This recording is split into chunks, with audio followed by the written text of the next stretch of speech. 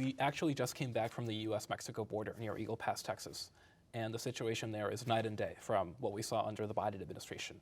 Illegal crossings, as you know, have plunged to record lows. What changed? We got a new president. I know under Biden administration, he kept saying he couldn't do much about legislation. We need legislation. They didn't need that. I mean, they should have learned from Trump 45 that, you know, through executive orders, you can fix a lot of this problem.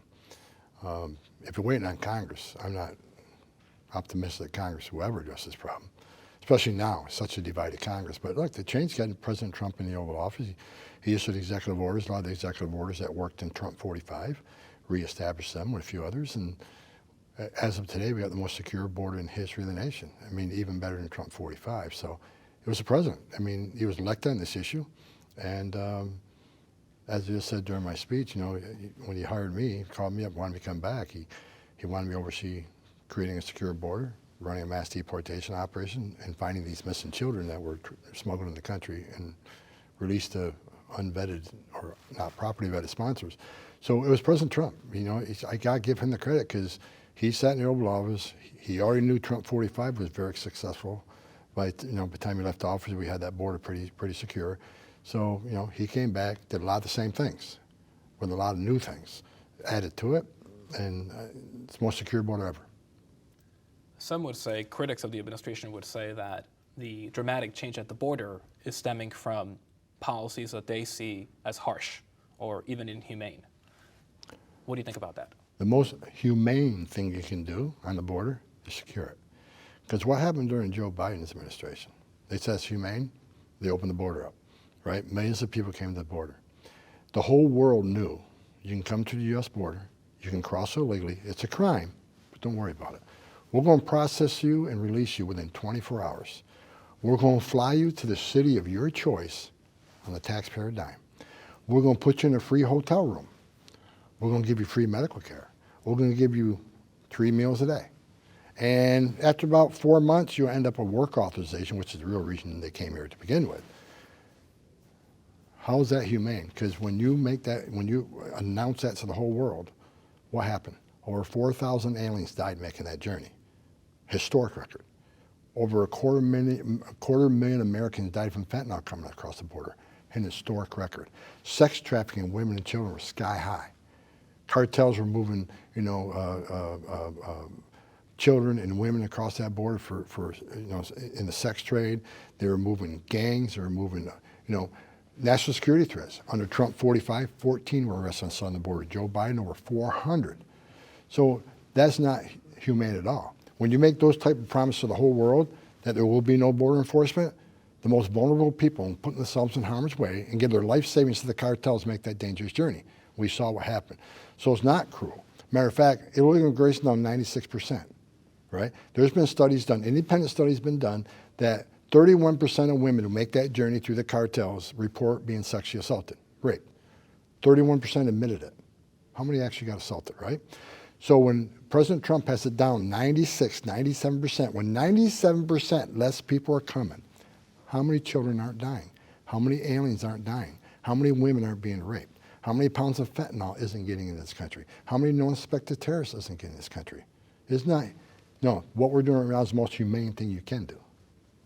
Do you believe, sir, that this administration's policy is still one of mass deportation? And I ask you that because since Minneapolis, we're no longer seeing near daily videos of ICE arresting people or ICE on the headlines every single day. Has the administration backed down to some degree? No. We're just doing things the right way. What does that mean? Well,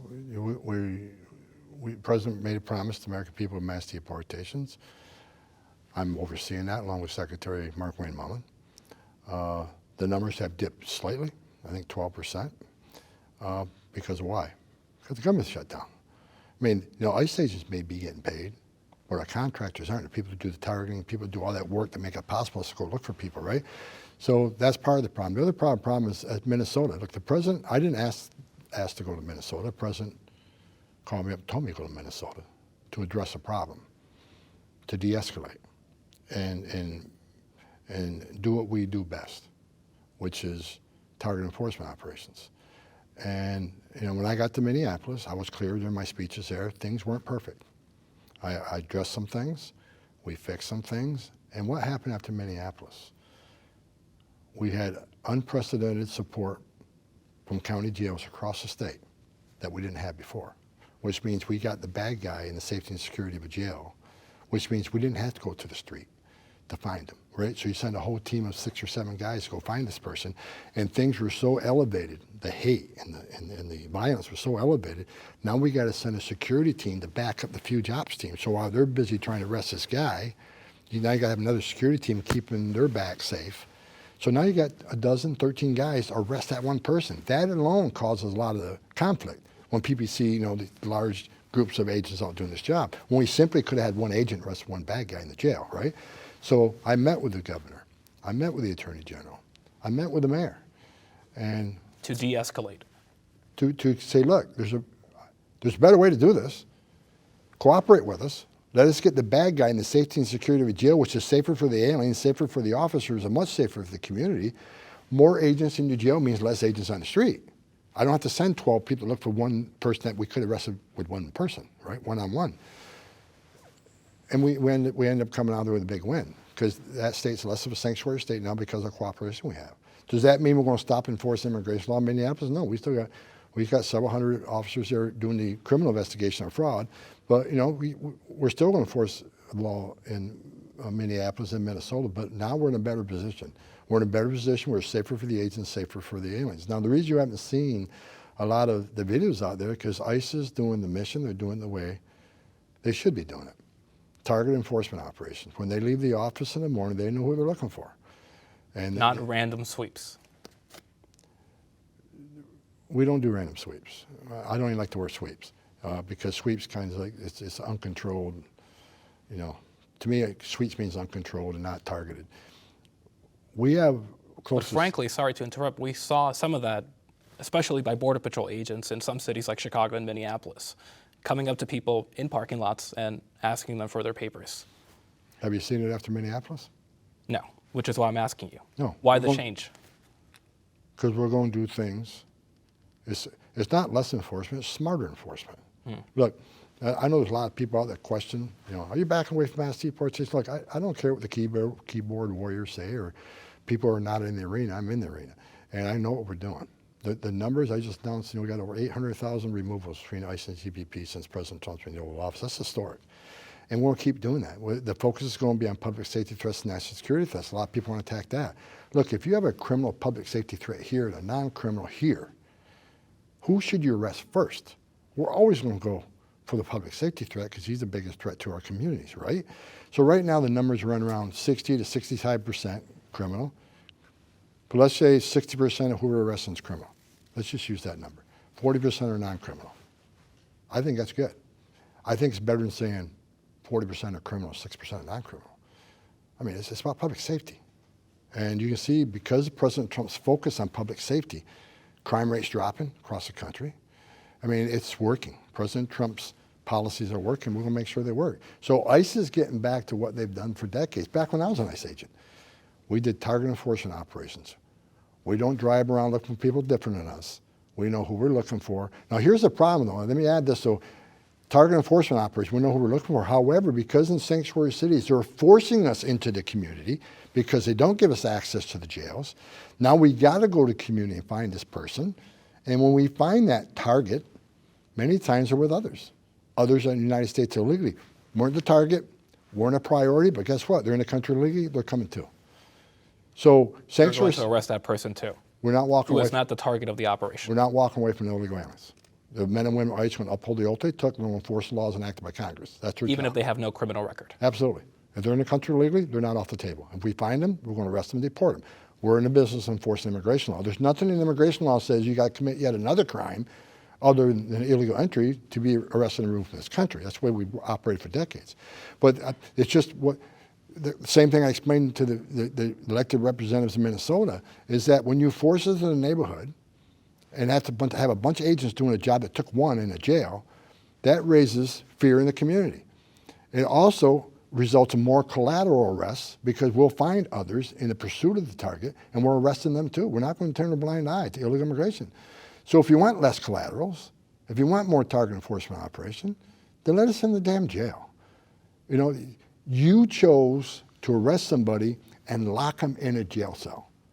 You chose to take his freedom away and lock him in a jail cell. So obviously you think he's a public safety threat because you locked him up. Or flight risk. If he's in the country illegally, give us access to him. When you're done, give him to us.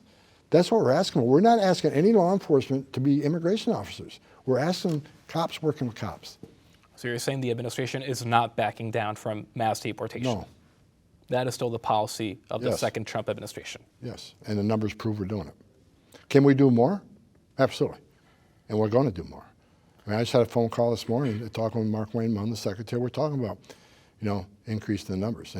But Of ICE arrests? yeah, because I don't know if I finished the statement earlier, but we got nearly 700,000 illegal aliens with criminal histories walking the streets of this country. We got a lot of work to do. We got 1.5 million, approximately, people with final orders. Had due process, a great taxpayer expense for order removed. At least 900,000 of them are executable final orders, can be deported today. They've had the due process. So we have a lot of people that we need to find. And we're going to keep doing this job. And now we have a massive hiring surge. And we got, I don't know, we're going to hire 10,000. I think we got maybe 6,000 or 7,000 on board. ICE agents? So with more ICE agents means we can advance to more targets. So the rest should increase this year substantially. But, Mr. Homan, should the American public expect similar operations to what we saw in Minneapolis and Chicago? Large-scale, aggressive immigration crackdowns? Use the term aggressive. I don't agree with that. I think... Well, in Minneapolis, we saw controversial arrests. We saw 2 fatal shootings of U.S. citizens. What I'm telling you is they're going to see mass operations, especially in sanctuary cities. You know, we're going to force it. People say mass deportation. What a cruel thing to say. What a racist thing to say, mass deportation. Let's remember why we're here. 4 years of an open border. Over 10 million illegal aliens that we know of came to the border. Millions were released in this country, illegally, in my opinion, against established, you know, immigration law. 4 years of historic, never seen before numbers. We had historic illegal immigration crisis for 4 years. So what's required now? An historic mass deportation to deal with these people who enter this country illegally, many released in this country illegally, many who have no case in this country to be here. So yeah, they set the stage. We're responding to it. You got to remember, Trump 45, we handed President Biden the most secure border ever back then. And within weeks, they destroyed it. Went from the most secure border to historic illegal immigration. So those that say, well, this language of mass deportation, that's why President Trump was elected. Because of 4 years of open borders, millions of people being released in this country, and many of them unvetted, not properly vetted, because you got Secretary Mayorkas saying, well, everybody's vetted, we're released. Crap, it's bull crap, because we don't have criminal history for El Salvador and Guatemala and certainly North Korea and Russia and China. They're not going to share sensitive national security information with us, so they weren't vetted properly. And now we're removing thousands upon thousands of not only public safety threats, national security threats, gang members. I mean... you mentioned, sir, sorry to interrupt that, you believe that the operation in Minneapolis was not perfect. Can you sit here today and acknowledge that mistakes were made and perhaps that the administration went too far in Minneapolis? Well, the operation, when I got there, I reviewed the entire operation. I made changes based on my experience and based on what I think was the best way to go forward. And I said on the stage my first time, you know, I didn't go up there looking for photo ops. I didn't go up there looking for TV cameras. I went up there to fix a problem because President Trump sent me there to fix that problem, and we fixed it. And as I said up there, we're going to do smarter enforcement. Smarter enforcement don't mean less enforcement. Did I like what's going on? No, everything wasn't perfect. There's different chains of command, you know. Border Patrol had one chain of command. ICE had a different chain of command. HSI had a different chain of command. There's like 3 different chains of command. I've never seen an operation of that size not have one chain of command. I fixed that. And I made sure that we went out. We have, like I said, plenty of thousands of solid priority targets that we should be looking at first. And you're talking about criminals who are also in the country illegally. Yes. So, things weren't perfect. We addressed it, we fixed it, and I think things that we learned, I certainly have a close relationship with the ICE director, and he understands what we found and what we changed and what we improved upon, and that's the way we're moving forward. And I've had the discussions with Secretary Mark Mullen. He agrees. We can have mass deportations, but do it in a smarter way, which we're doing. You're talking about smarter immigration enforcement. Former Border Patrol official Gregory Vivina, who I know you know, said recently that the new approach by the administration is a softer approach.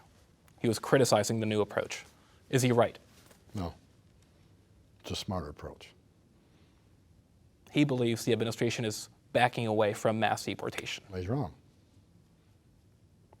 It's wrong. Numbers prove it. Look at the numbers. Look at the numbers of arrests and removals in the past year, and you give me 1 year we've done more. Never. Under President Obama, we removed 409,000 people. I got a presidential rank award for it, highest award available from President Obama. They don't want to admit that now, they did. Congratulations, you removed 409,000 people. We beat that number. We got historic numbers now. And like I said, we're hiring thousands more agents. So we're doing things the right way, and we're going to keep doing it that way. In Minneapolis, as you know, sir, we saw 2 fatal shootings of U.S. citizens, Alex Preddy and Renee Good. I know the investigations into those shootings are still ongoing, but if any wrongdoing is found, do you believe that the agents implicated should be terminated or should face other consequences? Yes. You do? If they violate the law, they got to be held responsible. When they violate policy, they got to be held responsible. I said from day one, we need to be transparent in everything we do. And I'm not going to comment on those investigations because from day one when the first shooting happened, I was asked to comment within hours on it, and I said I will not comment on an ongoing investigation. Like I was showing one video. How many videos have you got? You got ring cameras, you got body cam video, you got people with cell phones. I'm not going to sit there and comment on any investigation which may sway somebody to think a certain way. I'm not going to do that. I'm a career law enforcement officer who let the investigations play out. But you support consequences if there's wrongdoing wrongdoing, is absolutely. found. Yes. What is the status of those investigations, sir? They're ongoing as far as I know. They're still ongoing? Again, that's a question for FBI and internal affairs, ICE internal affairs. Again, I don't get involved with the investigation. Just let them play out and let the chips fall. You talked about smarter immigration enforcement focused mainly on people here illegally who also have committed crimes. We recently interviewed, sir, a U.S. Army First Sergeant with 27 years in the military and 3 deployments to Afghanistan, whose wife was recently arrested by ICE in El Paso, Texas. She's currently in custody and facing deportation to a third country, Mexico. How is that a good use of the limited resources that you acknowledge ICE has? And is this not the exact case that would merit discretion? Look, officers have discretion. When did that happen? 2 weeks ago. I'm not familiar with it. So I'm not going to comment until I have the facts in front of me. I don't know is there a criminal history involved? Do we know that? DHS says that she entered the country illegally and has a deportation order. So she had due process. But if she's married to a U.S. service member, shouldn't the process allow her to get a green card? Let me turn the tables and ask you a question. What federal judge order should we ignore? We have a system in this country, due process. When the judge makes the decision, should that decision be carried out? Or we just say, oh, no, we won't do this one. No, what I'm saying is, it's a difficult, I don't know the facts of this case, but it's something I'm certainly going to look into. My chief of staff sitting there beside me, she'll look into it, give me the facts. But we have to enforce the law. And, if there's due process and a federal judge has said, you do not have a right to be here. I mean, is there appealing process? Did someone appeal that decision? Is it in appellate courts now? There's a system we have to play by. And so I'm not going to judge the actions of this case because I don't know the facts, but people all the time say, well, they have final order removal, but do you have to remove them? What laws do you think DEA shouldn't enforce? What laws should FBI not enforce? I mean, bottom line is we're law enforcement. You got to enforce the law, but It's a good question. but I due guess the other process. question, It sounds like due process was given because you had to find an order. I don't. Now there is she does have a deportation and order. there but I guess there the is question discretion involved either by the immigration judge or immigration officers. But I cannot comment any further. I don't know the specifics of the case. Is there criminal history involved? Is there something I don't know that may have national security implications? I don't know the case. So I can't comment. But I just a general statement alone. A lot of people say, "Well, they got deportation orders, but does that really matter?" Yeah, it matters. That's the system we have. I think it's some people would say is that the process should be allowed to play out, and that process being her ability to get a green card based on having that marriage to a U.S. service member. Again, I don't know the specifics of that case, but I will look into it. Okay. But officers have discretion in certain, who we prosecute, who we don't prosecute, and judges have discretion. I mean, many times people aren't ordered deported, and I think they have a solid case be deportation. But it's a question I have to get back to. I'm not familiar with the case. Okay. But we arrest thousands of people a day. And I Sure, of course. every one of them. I have not heard that case. Okay, yeah, I can share her info actually on that case. As you know, Congress has been desperately gridlocked on immigration for decades. I think the last major immigration law passed in the 1990s, a long time ago. Is there any political space now, sir, for the administration to work with Congress, to work with Democrats on the other side of the aisle, to strike a compromise and finally fix a system that everyone acknowledges on all sides is outdated and broken? I would love Congress to do some things. Because my concern right now is a lot of the successes we have, unprecedented success, is based on executive orders, which can certainly be turned around by the next president. Joe Biden did it. Or they face lawsuits. Then President Trump came back and redid it, right? So if we're going to keep playing this ping pong game, I don't want it. I want it enshrined in law, in statute, and Congress needs to do that. Do I think they're going to? No, I'm very pessimistic they'll do it. Right now, I've never seen Congress more broken than it is right now.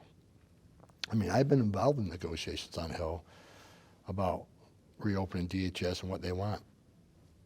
There's Democrats on the Hill that don't want to reform ICE. They want it to go away. They want it shut down. And what they need to understand is immigration enforcement has always been controversial. It's always been controversial ever since I started in 1984. It's a tough law because it affects lives of people that come to this country to seek a better life, and I get that. But people need to understand illegal aliens in this country cheated the system. They put themselves in front of millions of people who want to be part of the greatest nation on earth. They're taking their tests, they're doing a background investigation, they're paying their fees. And these people cross the border illegally and put themselves in front of the line. We're a nation of laws, we can't do that. You can't want to be a part of the greatest nation on earth, and first thing you do is break our laws and cheat the system, right? But Congress can fix a lot of things. They need to enshrine border security into legislation, immigration enforcement. But right now, with the rhetoric, when we got Chuck Schumer standing there on the floor of the House saying, ICE and Border Patrol are out of control, they ain't trusted, no one likes them. I mean, are you kidding me? For any member of Congress to sit there and vilify the men and women of ICE who are enforcing the laws that you wrote, I just said it during my remarks on the stage that they want to compare us to secret police and the Nazis and racists. If we're racist and Nazis for enforcing immigration law, what's that make them? They wrote the law. We're not making this up. So I wish they would fix it. Am I confident they will? No, I'm not. So I am grateful President Trump's sitting in the Oval Office, because let's remember, what keeps me up every night, and people are not talking about it anymore, is during Joe Biden's massive, historic illegal immigration crisis, over 2 million known gotaways caught on video traffic, drone traffic, sensor traffic, over 2 million, I think it was 2.1. But who were not apprehended. Were crossed the border. We know they crossed because there's an image or sign that they crossed. They got away. They weren't processed. They weren't vetted, weren't fingerprinted. They got away. Who are they? Where are they from? Why did 2 million people pay more to get away? Because you pay a cartel, you pay one amount of money to get to the border, see a green uniform, turn yourself in, get processed, get released, get flown to the city, like we discussed earlier. Well, if you want to get away, if you want to get to New York or Chicago without going through the process, because you don't want anybody to know you're here, you got to pay a hell of a lot more to cartel. Why did 2 million people pay more to not to take advantage of the free giveaway? Why did they pay more not to get the free airline ticket, not to get free hotel room, not to get free meals, not to get free medical care? Why did they pay more to get away? Ask yourself that. Because they didn't want to be vetted, they didn't want to be fingerprinted, which means they're criminals, gang members, they're carrying fentanyl, or they're trafficking women and children, or they're from a country that sponsored terror. That's just scared the hell out of every American. It does me. It still keeps me up at night because we know they're here. Now, Tulsi Gabbard's talk a lot about, we've arrested thousands of them. There's thousands of them, we don't know where they're at. We know there's sleeper cells here. So people want to talk about President Trump's administration being humane. Because we have the most secure border in a lifetime, national security is better. However, we still got the mess that happened under the Biden administration. It's going to take us a decade to fix. There are still national security threats in this country that came in under Joe Biden. We know that because they opened the border up, which I think was the biggest national security threat, mistake this country has ever had. Would you support a compromise, sir, that involves giving legal status to the millions of people who are here illegally but are otherwise law-abiding, including dreamers? I'm not going to get ahead of the president on that. That's president. You know, I work for the president, so you know that's. But something has to be done to address that population, or is the solution to deport them all? I'm not going to get ahead of the president. That's, you know, the president's talking to various members of his cabinet. There's discussions going on. I'm involved with some and not others, but I'm not going to get ahead of the president on this. 18 people have died in ICE custody so far this year in about 4 months. That's after more than 30 people died in ICE custody last year, a 2-decade high.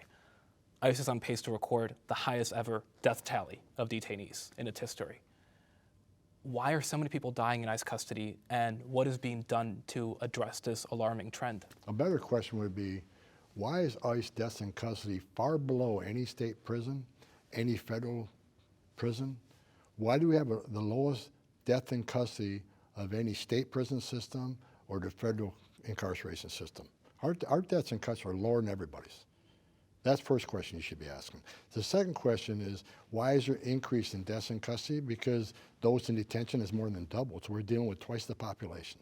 We're dealing with people from third world countries who've never seen a doctor before. What the media don't talk about, how many lives do we save in custody when we do their first medical review within 48 hours of them in custody? We find problems that we fix at great taxpayer expense. Save a lot of lives. So your question is multifaceted. More deaths, we got a lot more people in custody from third world nations. But compare our deaths in custody to the prison system, the federal incarceration system, it's lower. No one wants to talk about that. I don't want to see anybody die in custody. When I was ICE director, every time I got a notification of a detainee, it's sad. You don't want anybody to die. A violation of immigration law shouldn't be a death sentence to anybody, right? But if you look at what are the deaths, right? And I'm not familiar with every death now, but when I was ICE director, a lot of the deaths were heart attacks. Guy had a heart attack. If it wasn't, you know, how do you prevent that? If they go through a medical screen, they don't see an issue, if they're on medication. So a lot of these deaths, it ain't because of mistreatment. A lot of them are, if you look at what the deaths were, a lot of them are just immediate medical trauma that maybe people couldn't foresee. But are we perfect? Are we perfect?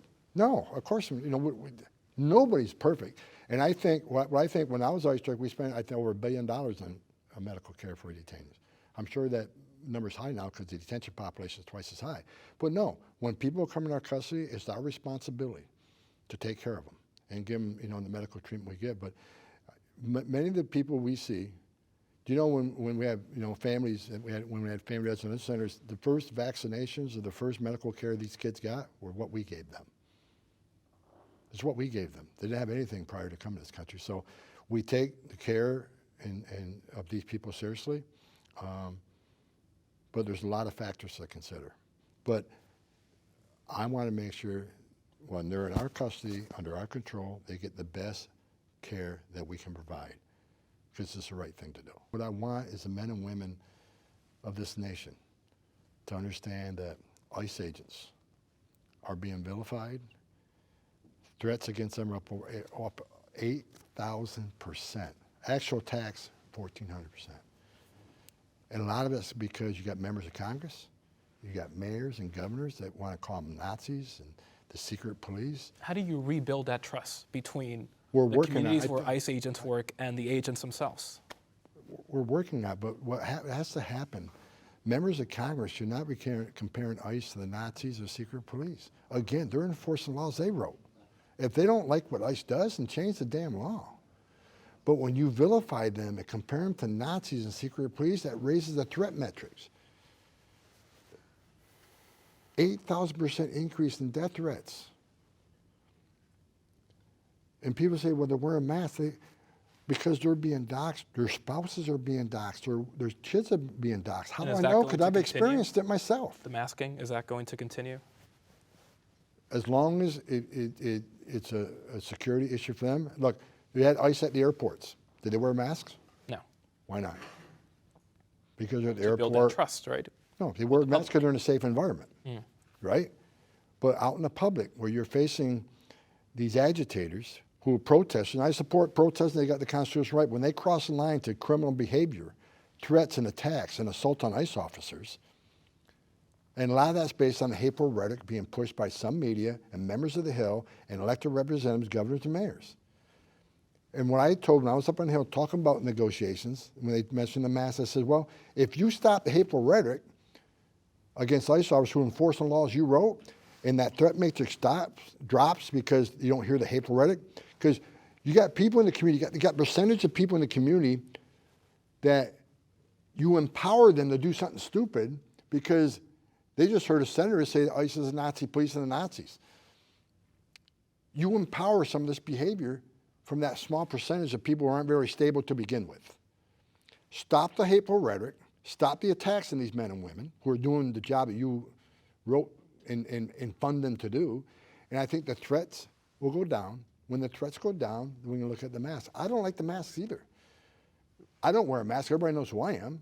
I get threats every day. My family gets threats. However, the men and women of ICE, I mentioned today, the ICE director, his wife, his kids, you know, and he don't wear a mask, but a lot of these men and women are out there doing a job. They wear it for out of safety. And the argument was, well, other law enforcement don't wear a mask. Name me a law enforcement agency that has an 8,000% increase in death threats. Name me one.